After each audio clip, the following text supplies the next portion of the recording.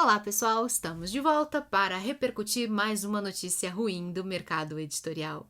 Este mercado que está enfrentando um lento e doloroso declínio ao longo das últimas décadas. A notícia ruim de hoje, assim, que vai dar seguimento a essa tradição de muitos anos de notícias ruins, envolvendo queda de número de leitores no Brasil, aumento geral dos preços, o que faz com que os livros sejam ainda menos procurados, mas a notícia ruim de hoje foi publicada na Folha de São Paulo tem uns dias já. Eu confesso que eu não tinha visto essa notícia antes, foi em 12 de maio e eu só vi quando saiu uma reportagem no Jornal da Cultura. E é uma notícia assim, é um levantamento que a Folha de São Paulo fez, baseada nos dados da Nielsen Bookscan, que é uma consultoria que monitora o mercado de livros, e que chegou à conclusão de que os livros tijolões perderam espaço entre os mais vendidos. Aqui está, livros tijolões perdem espaço entre os mais vendidos. Eu vou baixar aqui e vou ler junto com vocês. Os calhamaços vêm perdendo espaço entre os livros mais vendidos no Brasil.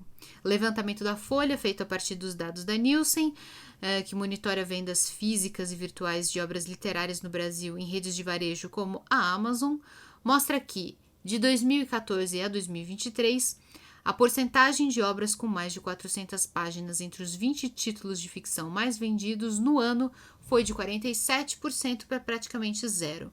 A tendência se repete nas listas de best-sellers de ficção da Publish News, portal especializado na cobertura do mercado editorial. Se em 2014 os livros com mais de 400 páginas respondiam por 30% do compilado anual do veículo, que considera apenas vendas físicas em 39 redes de livrarias, o Publish News ele é mais específico, né? Ele não pega vendas da Amazon, vendas online e tal, mas mesmo assim é um bom termômetro. E agora, em 2023, os livros com mais de 400 páginas, lá na Publish News, são 11%. Eu dei uma olhadinha lá na lista da Veja essa semana, que eu tenho analisado sempre, né, para ver se os livros da Colleen Hoover saem de lá, mas não saem, eles estão firmes e fortes há anos lá. E eu fiz uma média conta de padaria mesmo. Eu olhei livro por livro para ver qual era a quantidade de páginas de cada um e dividir e tal, e deu uma média de 300 páginas mesmo daqueles livros. Bem abaixo dos considerados tijolões de 400, né? Aqui tem uma tabelinha que eu acho que vale a pena expandir para a gente ver juntos. Aqui, ó, né? Aqui a gente tem uma linha do tempo, desde 2014 até 2023, e aqui nesse outro eixo aqui temos a quantidade de páginas.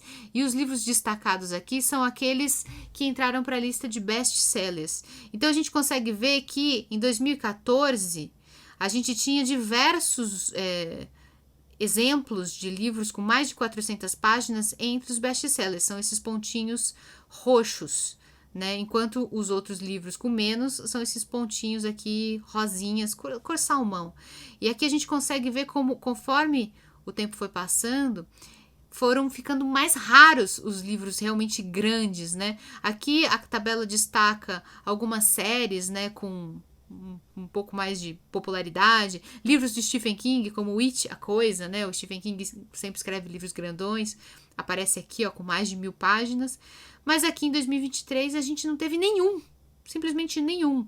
2022 já tinha sido pouco, né? Apenas 3 exemplos, e a tabela de baixo aqui também vai mostrando como eles foram sumindo, né? Os tamanhos dos livros, como foram sumindo os livros grandes da lista de mais vendidos, ó. Aqui essa corzinha roxa representa os livros com mais de 400 páginas, conforme a gente vai avançando em anos, eles vão ficando cada vez menores até praticamente sumirem aqui da lista de mais vendidos de 2023. A Publish News também revela uma tendência parecida, embora não seja idêntica. E é isso.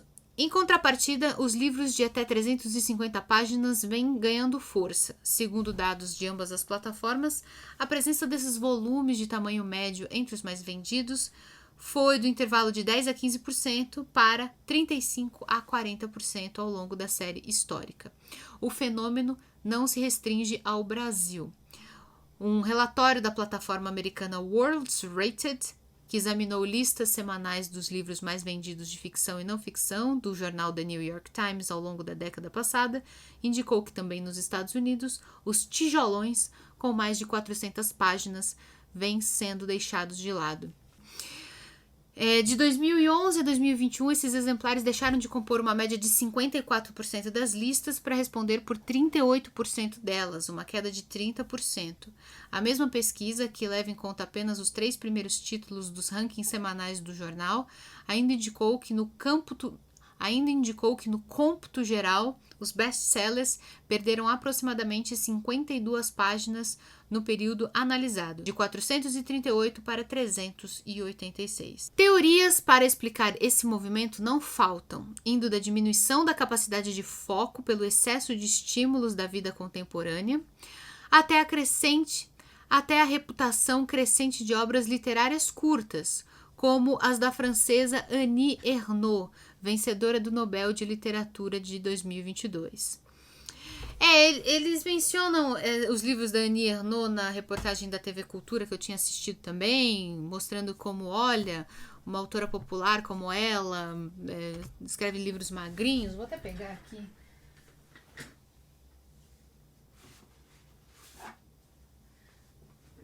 Aqui, ó. Escreve livros bem magrinhos, mas eu acho que isso não é verdadeiro aqui para a realidade brasileira, porque os livros da Annie Ernaux, até onde eu sei, nunca viraram best-sellers por aqui.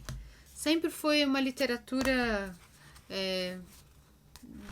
pouco consumida. Não é uma autora que, meu Deus, que sucesso. Então, não acho que é por conta dela especificamente, mas é fato que muitos escritores que fazem sucesso, no Brasil aqui inclusive, escrevem livros mais curtinhos atualmente, né? Eu posso citar, por exemplo, a Carla Madeira, que é a autora brasileira mais popular no momento. Ela tem 3 livros na lista de mais vendidos, assim, é uma posição honrosa para uma autora nacional, e os 3 livros, nenhum deles tem mais do que 300 páginas. Né? Então talvez seja uma tendência, não que os autores escrevam livros menores de propósito, mas é que por algum motivo esses livros talvez acabem chamando mais a atenção dos leitores atualmente, não sei. Uma reportagem da revista americana Esquire chegou a brincar que 2023 era o ano dos livros finos, afirmando que textos menores como novelas, contos, coletâneas de poesia e obras experimentais estavam, enfim, ganhando o reconhecimento que mereciam. Profissionais do mercado literário brasileiro consultados pela reportagem citam, no entanto, uma explicação menos abstrata: o preço do livro. A inflação que sucedeu à pandemia foi especialmente sentida pelas editoras devido à alta do custo do papel. A solução encontrada por muitas delas foi repassar uma parte desse valor aos consumidores, ainda que na maioria das vezes precificando os produtos abaixo da inflação. Se as editoras fossem reajustar os livros, os valores, de acordo com a inflação mesmo, do preço do papel, dos salários, dos aluguéis, de todos os custos, né, para você manter um negócio, impostos e tal, os livros teriam que ter sido reajustados muito mais alto do que de fato foram. Mas, mesmo assim, as pessoas, os consumidores de livros em geral, não aceitam que um livro assim de um padrão que antigamente, um livro como esse, por exemplo, que antigamente a gente compraria por R$20, as pessoas não aceitam que hoje em dia custe R$50, um livro magrinho assim. Simplesmente não cabe na cabeça dos consumidores. Elas querem continuar pagando em 2024 a mesma coisa que pagavam em 2004. Isso nunca vai acontecer, mas não importa. Economia não é sobre lógica, né? São os sentimentos, o quanto os consumidores estão dispostos a pagar pelo que sentem que vale o custo-benefício, né? Bom, em via de regra, livros maiores custam mais caro, não só pela quantidade de papel, mas também devido ao aumento dos gastos com tradução e revisão, em geral cobrados por lauda. Nesse sentido, os leitores não estariam exatamente em busca de textos mais curtos, e sim de produtos mais baratos. Nas experiências em que temos mais contato direto com o público, como a Bienal, nunca vi alguém chegando e falando: vocês têm um livro de até 200 páginas? Mas já vi gente perguntando: você tem um livro de até R$20? Exemplifica Isabel Aleixo, editora da Leia Brasil. Rebeca Boliti, editora executiva da Intrínseca, faz um diagnóstico semelhante. Não acho que tenha nada a ver com um engajamento na leitura, diz ela, acrescentando que, de acordo com os próprios levantamentos da reportagem, a maioria dos títulos de ficção mais vendidos no ano passado tem entre 300 e 350 páginas. São livros grandes, mas que estão sendo precificados com um valor um pouco menor que aqueles com mais de 400 páginas. Bom, aqui tem uns exemplos de tijolões que no passado apareciam entre os mais vendidos. Tem o It, que eu já comentei, tem os livros do George R.R. Martin, né, da série Game of Thrones, e tem também os livros da Sarah J. Maas, né, que são obviamente 3, né, de uma mesma série. Depois eles sumiram. Ela ressalta ainda, a gente está falando daquela moça da Intrínseca, que na Intrínseca, que publicou, entre outros best-sellers, a trilogia 50 Tons de Cinza, de E.L. James, com tomos de mais de 500 páginas cada um, a extensão dos livros não é um fator mais relevante para a aquisição de um título hoje do que era no passado. Não limitamos a criatividade do autor. Se um calhamaço se sustenta, será publicado. O mesmo vale para os livros curtos e as novelas. O importante é, independentemente do tamanho, a obra ter consistência. Concorda Ana Lima, editora executiva da Rocco. Outra explicação, aventada por editores, é a disputa da literatura com tantas opções de entretenimento disponíveis hoje. Evidência disso seria que, nos dados da Nielsen e da Publish News, se observa um aumento da porcentagem de livros com mais de 400 páginas entre os best-sellers de 2020 e 2021, durante a pandemia, quando essa competição diminuiu. Não sei, porque durante a pandemia as pessoas também consumiram bastante streaming e tal. Bom, mas elas ficaram mais tempo em casa e a leitura aumentou de maneira geral, né? A venda de livros também aumentou naquela época. A pesquisa da World's Rated corrobora essa teoria ao indicar que o número de páginas dos best-sellers nos Estados Unidos tendem a aumentar ou diminuir dependendo da estação. Os títulos nos rankings publicados pelo New York Times no outono e no inverno têm, em média, 427 páginas, 35 a mais do que os que aparecem na primavera e no verão, que têm cerca de 392 páginas. Além disso, parte dos especialistas sugerem que a lógica das redes sociais contribui para a tendência, uma vez que exige de seus usuários uma velocidade de produção de conteúdo cada vez maior. Nesse sentido, ao ler mais livros em um espaço menor de tempo, um booktoker teria assunto para mais vídeos no seu canal do TikTok. E isso se aplica também ao YouTube, evidentemente. E eu sinto isso, porque às vezes o tempo que eu preciso empenhar para ler uma obra gigantesca de 1000 páginas é o mesmo tempo que eu levaria para produzir vídeos sobre 4, 5, 6 livros diferentes, né? E aí a gente faz, como produtor de conteúdo, a conta se vale a pena. Afinal de contas, a gente vive de audiência, né? Bom, é um movimento diferente do audiovisual, onde são cada vez mais comuns filmes e séries mais longos. No Oscar do ano passado, como mostrou o levantamento da Folha, a duração média dos indicados à estatueta passou das 2 horas e 24 minutos. Já no streaming, novos hábitos de maratonar formaram um público mais tolerante às várias horas diante das telas. Soma-se a isso a gamificação da leitura proposta por plataformas como o Goodreads, no qual usuários estabelecem uma meta de obras a serem lidas no ano. Quando chega dezembro, não é raro ver influenciadores recomendando romances com menos de 100 páginas para que seus seguidores completem o desafio. Eu comentei sobre essa tendência também alguns meses atrás, essa coisa de desafios de tantos livros, tantas leituras por ano, que acaba fazendo com que as pessoas leiam sempre o mesmo tipo de livro e fiquem muito ansiosas quando não conseguem bater as metas, o que não parece combinar, né, com o hábito da leitura, que devia ser algo bom para a nossa saúde mental, mas enfim, é uma tendência, né? As redes sociais também aceleram essa lógica. Bom, editoras afirmam, porém, que pelo menos um gênero ficcional escapa dessa lógica, a fantasia. Para criar um universo e desenvolver personagens, é preciso páginas, afirma Bolite da Intrínseca. Vale notar que, porque muitos títulos desse universo integram outra seção dos rankings de mais vendidos de literatura juvenil e infanto-juvenil, eles não foram incluídos na análise da Folha. Assim, embora sagas como As Crônicas do Gelo e do Fogo, de George R.R. Martin, e O Trono de Vidro, de Sarah J. Maas, constem no levantamento, Percy Jackson, de Rick Riordan, por exemplo, ficou de fora. Também não foram levados em conta histórias em quadrinhos e boxes. Cada título foi considerado individualmente. Por fim, a maioria dos editores lembra que o mercado de livros não é só cíclico, como famoso por suas surpresas. Cassiano Elec Machado, publisher do grupo Record, dá como exemplo o caso de Um Defeito de Cor de Ana Maria Gonçalves. É verdade, um livro enorme.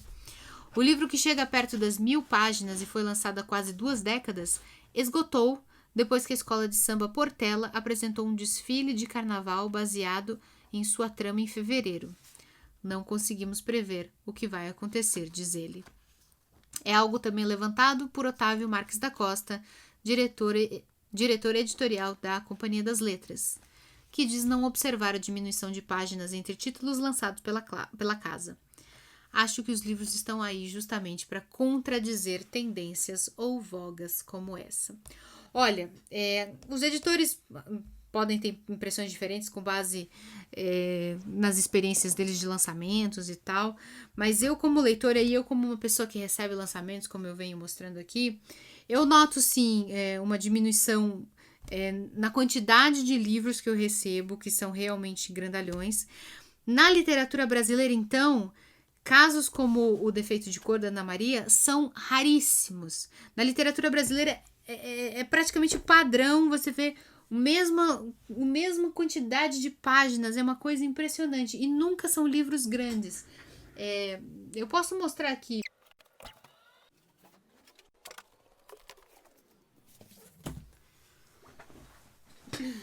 Aqui, ó. Todos esses são livros brasileiros contemporâneos. Todos eles têm uma quantidade. Todos eles lançados de 5 anos para cá. Então são todos contemporâneos. Todos seguem mais ou menos uma uniformidade, né? Você raramente tem um ou outro que escapa dessa regra e é realmente grandão, assim. Isso no passado talvez não fosse verdadeiro, né? Quando você tinha autores como o Jorge Amado, por exemplo, lançando livros enormes que viravam best-sellers da literatura brasileira. Enfim, a pesquisa está aí para mostrar que isso é uma realidade, embora alguns editores neguem que isso tenha importância negativa, acham que é só uma coisa de momento. Eu sinto sim que as pessoas, em geral, que gostam de ler, que já têm o costume de ler, estão sentindo dificuldade de se dedicar à leitura como faziam antes, porque a gente está cada vez mais bombardeado por novas informações, por consumo de redes sociais, streamings e coisas parecidas. Eu tenho certeza que a questão do preço é absolutamente fundamental, não só na hora do consumidor escolher que livro vai comprar, e aí às vezes ele tem, sei lá, R$50 para comprar livros. Evidentemente que com R$50 ele não vai conseguir comprar um livro enorme, mas também tem a questão do lançamento, da produção do livro.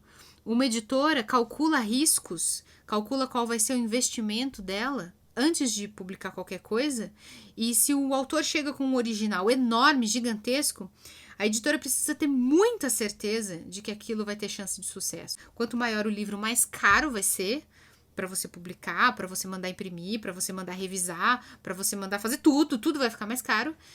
E se o negócio encalhar, vai ser um prejuízo gigante. Então, eu sinto que as coisas assim estão mais difíceis. Tá mais difícil de uma editora sentir confiança para publicar um autor novo com um baita calhamaço, né? Percebi também, evidentemente, que as séries de fantasia, que como a reportagem mesmo fala, são grandes fornecedoras de calhamaços, elas estão nesse momento meio que fora de moda, mas de todo esse cenário, o que realmente me preocupa, e isso é algo que não tem volta, veio para ficar, é o fato de que está sobrando cada vez menos tempo para a gente dedicar para a leitura nas nossas vidas. Mesmo quem já gosta de ler, já tem o hábito de ler, como é o meu caso, atualmente existem tantas coisas para chamar a nossa atenção. Antes era só a televisão, depois passou a ser a televisão e o computador. Agora é a televisão, o computador, o celular e todas as redes sociais ali envolvidas. Também tem os podcasts, né? Porque agora eu não tenho mais tempo livre, eu não fico 5 minutos a sós com os meus pensamentos. Eu não lavo uma louça sem estar ouvindo alguma coisa, vendo um vídeo, ouvindo um podcast, ou você não faz qualquer coisa, você não fica mais na fila de um banco, assim, olhando pro nada. Fila do banco ninguém mais fica, mas eu, por exemplo, às vezes fico em fila de correio. E antes era uma coisa que eu levava meu livro e tal, ficava ali. Agora eu olho o celular. É mais confortável do que ficar levando um livro. Às vezes eu não tenho uma sacola, tô com uma bolsa pequena. Antes, eu no metrô, indo pro trabalho, indo pra faculdade, eu levava um livro. Por quê? Porque o celular não pegava, né, no metrô. E mesmo que pegasse, não tinha, né, ainda esse costume da gente ficar olhando o Instagram, na timeline infinita, né, olhando TikTok e tal. Então, eu li muitos livros no transporte, indo e voltando dos lugares. Se fosse hoje, se eu voltasse, né, para o meu tempo de faculdade, tudo, eu não ia mais ler todos aqueles textos, todas as coisas que eu lia para a faculdade, estudava para as provas e tal, não ia mais fazer isso no caminho. Provavelmente eu ia ficar mexendo em redes sociais. E eu acho que isso é uma tendência que não tem mais volta. E se antes ser leitor, colocar a leitura no dia a dia já era um esforço ativo, atualmente está se tornando um esforço hercúleo. É cada vez algo que a gente tem que se lembrar, que tem que fazer, que não pode deixar de lado. Antes que a gente perceba, não vai ter mais espaço para leitura nas nossas vidas. Isso vai ser uma perda.